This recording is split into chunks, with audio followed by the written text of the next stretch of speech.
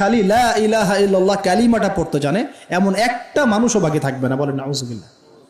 ওরা হবে এই পৃথিবীর সবচেয়ে নিকৃষ্ট মানুষ। ওদের চেয়ে নিকৃষ্ট কোনো মানুষ এই পৃথিবীতে হবে না। এখনো কি এরকম সময় আসে নাই? এখন কি লা ইলাহা ইল্লাল্লাহ আছে না? আছে, হ্যাঁ। হয়তো তার পূর্ণাঙ্গ প্রয়োগটা নাই, কিন্তু কালিমা তো আছে কি না? তখন নবীজি বলছেন এমন একটা যুগ আসবে যে লা ইলাহা ইল্লাল্লাহ বলার মতো একটা মানুষ খুঁজে পাওয়া যাবে না। আর মানুষ রাস্তাঘাটে কুকুরের মতো জেনা করবে। রাস্তাঘাটে কুকুর যেমন সঙ্গম করে না রাস্তাঘাটে, ওই রকম করে মানুষ রাস্তাঘাটে জেনা করবে। ওই সময়ে আল্লাহ রাব্বুল আলামিন পশ্চিম দিক থেকে সূর্য উঠাবেন। কোন দিক থেকে? সূর্য সত্যি সত্যি পশ্চিম দিকে উঠবে। পৃথিবী একদিকে ঘুরছে না এখন? কে জানে আল্লাহ পাক পৃথিবীর ঘূর্ণন থামিয়ে উল্টা দিকে ঘোরাতে পারেন না? অবশ্যই পারেন। আল্লাহ পাকের জন্য এটা খালি বলা, কুন ফায়াকুন, হও হয়ে যাও, ব্যাস।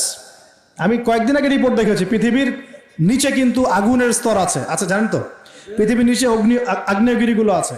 পৃথিবীর ভিতরেও একটা ঘূর্ণন হয়, সেই ঘূর্ণনের দিক পরিবর্তন হচ্ছে দিন দিন, এমনটা রিপোর্ট এসেছে। দেখেন, আপনি ইন্টারনেট ঘাটাঘাটি করেন, দেখেন।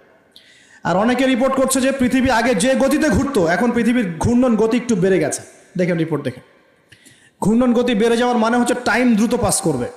আর শেষ জামানার হাদিস এটাও আছে যে সময় দ্রুত পাস করবে, আছে না? এটা হাদিস আসছে।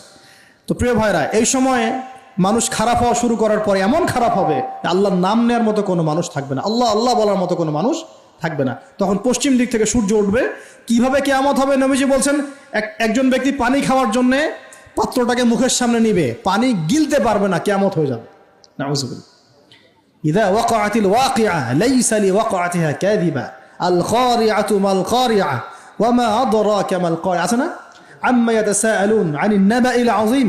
কত সূরা আছে কিয়ামত সংক্রান্ত, পড়ে দেখেন। ইযা যুলজিলাতিল আরদু জিলজালাহা ওয়া আখরাজাতিল আরদু আসকালাহা ইযা শামসু কুওয়িরাত ওয়া ইযা নুজুমু কাদারাত।